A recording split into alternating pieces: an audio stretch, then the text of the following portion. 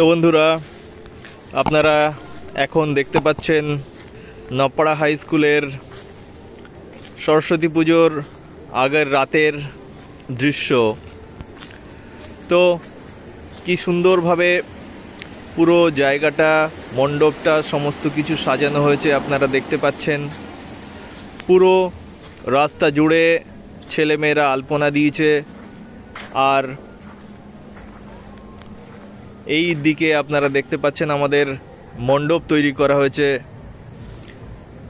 অসাধারণ সৃষ্টি, অসাধারণ একটা মণ্ডপ।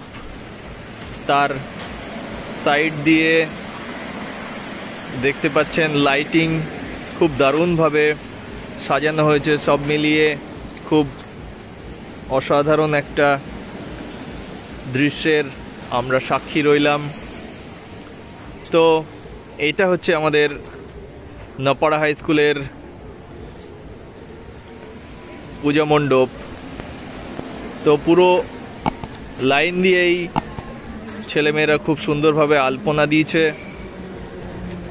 এই যে পুরো ব্যবস্থাপনাটাই দেখছেন, সেটা আমাদের বিদ্যালয়ের শিক্ষক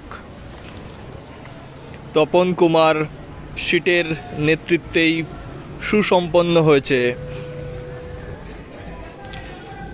এবার আমরা দেখব যে বিদ্যালয়ের ছেলেমেয়েরা তারা একটা বিশাল আকৃতির আলপনা তারা দিয়েছে।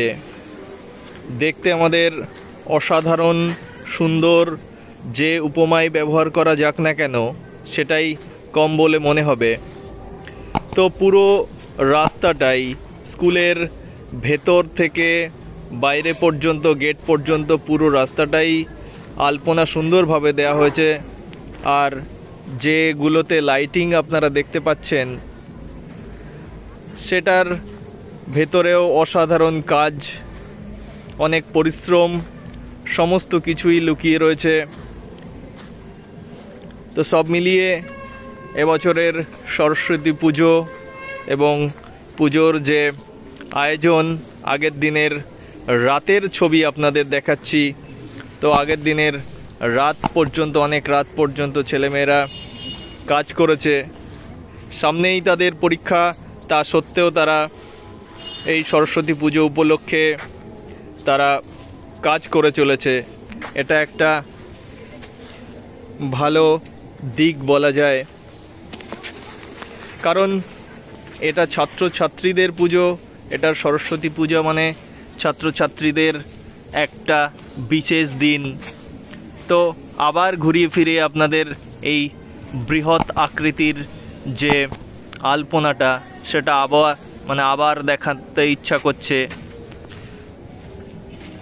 এই সুন্দর ছোট ছোট আলপনাগুলোও যথেষ্ট সুন্দর হয়েছে, এবং যেহেতু রাতের বেলা, সেই জন্যে আপনারা হয়তো অতটা ভালোভাবে বুঝতে পারছেন না। যাই হোক, পরের দিন সকালবেলা পুজো শুরু হবে, তার আগের রাতের ছবি আপনারা দেখছেন।